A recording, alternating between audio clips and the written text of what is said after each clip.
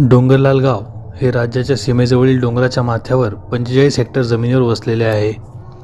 Asiad आणि ST बसेसचा हा शेवटचा थांबा. एशियाड बसचा प्रवास वारिसपूरहून डोंगरलालच्या दिशेने सायंकाळी 7 वाजता सुरू झाला.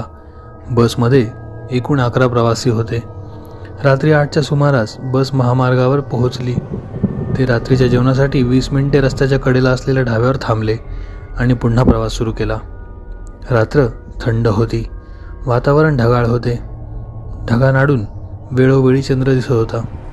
रात्री 9 नंतर बसने मुख्य महामार्ग सोडला आणि डोंगरलालच्या दिशेने वळण घेतले. या गावाकडे जाणारा रस्ता जुना व एकेरी रस्ता होता. डोंगरलालच्या दिशेने चढण्यापूर्वीचा रस्ता जंगलाच्या परिसरातून जातो.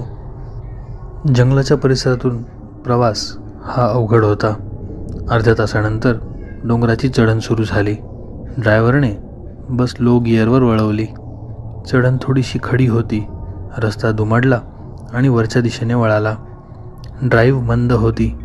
उताराच्या आसपास झाडे होती. रात्र अंधारलेली होती. पुढचा रस्ता पाहण्यासाठी ड्रायव्हरला बसच्या हेडलाईट्समध्ये डोळे सामावावे लागले होते. रस्ता वळसा घालून डोंगरातून वळाला. अशाच एका वळणावर ड्रायव्हरला वळण स्पष्टपणे दिसू शकले नाही आणि बस रस्त्यावरून घसरली. ड्रायव्हरने ब्रेक लावला. टायर घसरले आणि बस झाडाझुडपांमधून खाली सरकू लागली. झाडांतून धातू कोसळल्याचा मोठा आवाज झाला. लोक ओरडले. बस थोडा वेळ उतारावरून अनियंत्रितपणे घसरत राहिली. मग ती एका मोठ्या खडक्यावर येऊन थांबली. मोठा आवाज झाला. बसच्या पुढच्या टोकाचा जोरदार धडक बसली होती. बसच्या पुढील बाजूचे नुकसान झाले. झाडांना घासून ओर खडे पडले. खिडकीच्या सर्व काचा फुटल्या होत्या. तशी प्रवाशांना गंभीर दुखापत झाली नाही. फक्त काही ओरखडे. ड्रायव्हरच्याही बाबतीत तेच. गाडी चालवताना काळजीपूर्वक न बघितल्याने प्रवाशांनी चालकावर आरडाओरडा केला आणि शिवीगाळ केला. आता त्यांची दुरावस्था झाली होती. बस बरीच खाली घसरली होती. पायी वर चढून जायचे म्हटले तर चढण खूप लांब होती. रात्रीच्या या वेळेत ट्रॅफिक नव्हते. इकडे मोबाईलने नेटवर्कही सोडले होते. शिवाय अंधारात ते काही फुटांपेक्षा अधिक स्पष्टपणे पाहू शकत नव्हते. ढगांआडून अधूनमधून पडणाऱ्या चंद्रप्रकाशाचा तेवढा आधार होता. ड्रायव्हर खिन्न मनाने त्याच्या सीटवरून उठला आणि पॅसेंजर्सच्या एरियात आला.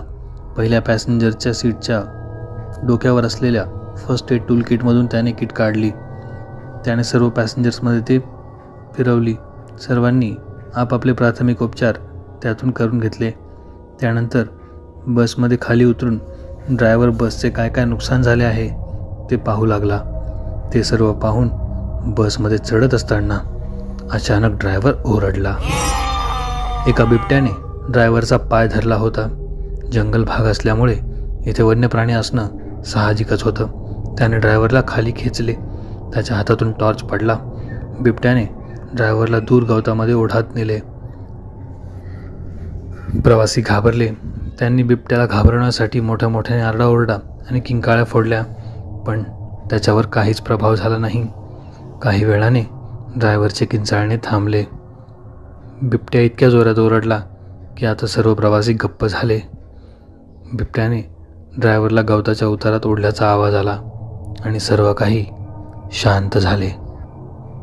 वेळेचं गांभीर्य लक्षात घेत एक प्रवासी तात्काळ पुढे आला आणि त्याने गाडीचा दरवाजा बंद केला.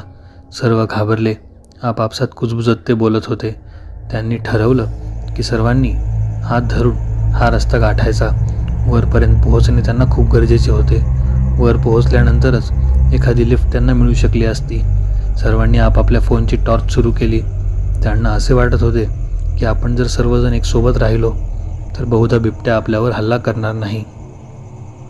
एव्हाना रात्र बरीच झाली होती. गवताळ भाग असल्यामुळे आता दवबिंदूमुळे गवतावरनं पाय सटकू लागले होते आणि ह्याच प्रकारे सर्व प्रवासी वरच्या दिशेने कूच करत होते. चढण चढत असताना आपण बरोबर दिशेने चढतोय की चुकीच्या ह्याची कुणालाच खात्री नव्हती, पण तरीही कसेही करून त्यांना डोंगर माथ्याशी पोहोचणे गरजेचे होते, कारण वरच मुख्य रस्ता होता. ते 11 प्रवासी ह्या जंगलात चालत होते. अचानक जो प्रवासी सगळ्यात मागे होता त्याची किंचाळी सर्वांना ऐकू आली. सर्वांनी मागे वळून पाहिले आणि सर्वांचे अंग शहारले. मागे एक काळी शार आकृती उभी होती. तिने त्या एका प्रवाशाला धरले होते. त्या आकृतीचे डोळे चमकत होते आणि तिचे फक्त ते लाल चमकणारे डोळेच होते जे सर्व प्रवाशांना दिसत होते. बाकी संपूर्णपणे काळ्या केसांनी आच्छादलेली ती आकृती कुणालाही नीट ओळखू येत नव्हती. ती आकृती त्या प्रवाशाच्या नरडीचा घोट घेत होती. काही क्षणात त्या प्रवाशाची किंकाळी हळूहळू शमली आणि अंधारात सर्व काही शांत झाले. एक प्रवासी ह्या सर्वांपासून दूर पळण्याचा प्रयत्न करू लागला. तेव्हा एक जण ओरडला, "पळू नकोस, एकटा जाशील तर लवकर मरशील, एकत्र राहा." तो प्रवासी पुन्हा परत आला. आजूबाजूला मोबाईलची टॉर्च चमकवली आणि पुन्हा सर्वजण एकत्र जमले. हे सर्व काय झालंय आणि आता काय करायचं याचं उत्तर कोणाकडेच नव्हतं. आत्ताच त्यांनी एक प्रवासी गमावला होता. त्याचबरोबर बिबट्याने ड्रायव्हरलाही संपवले होते. पण जो प्रवासी आत्ता गमावला गेला होता त्याला नेमकं संपवलंय कोणी हेच समजत नव्हतं. माणसासारखं दिसणारं काहीतरी या जंगलामध्ये आहे हे मात्र नक्की होतं. एका प्रवाशाने पुन्हा सर्व डोके मोजले तर ते आता 10 जण उरले होते. त्यांनी पुन्हा बसकडे जाण्याचा प्रयत्न करण्याचं ठरवलं आणि ते बसच्या दिशेने पुन्हा जाऊन बसले. त्यांना असं वाटले की आपण जर पुन्हा बसमध्ये जाऊन बसलो तर आपण सुरक्षित राहू. सर्वांनी ठरवले होते की उजेडापर्यंत सर्वांनी बसमध्येच थांबायचे.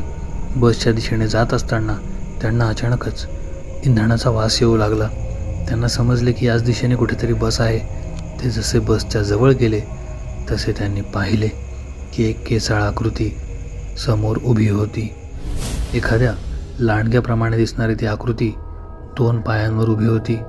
सर्वांना कळून चुकले की हा एक नरभक्षक आहे.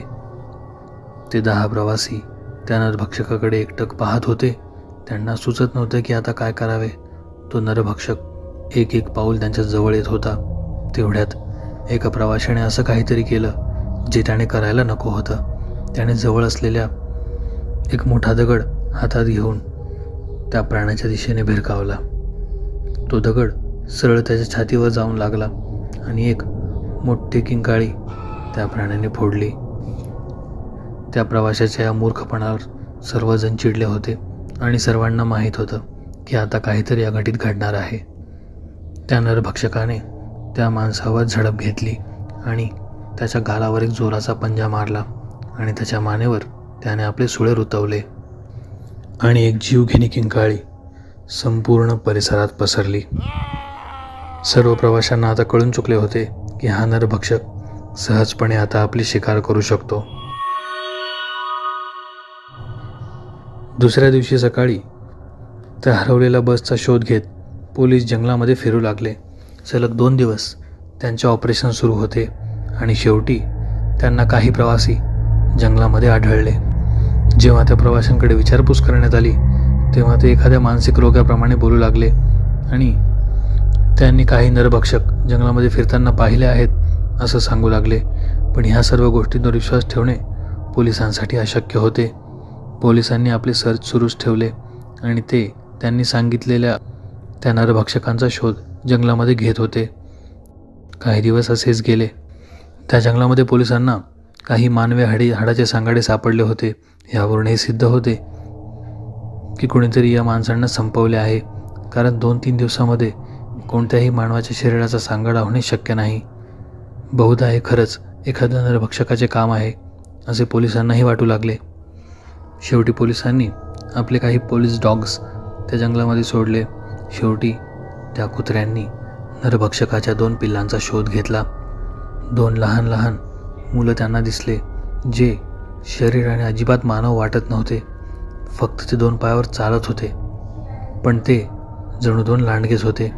पोलिसांनी त्यांच्यावर गोळीबार केला आणि ते 2 पिल्ले संपवले.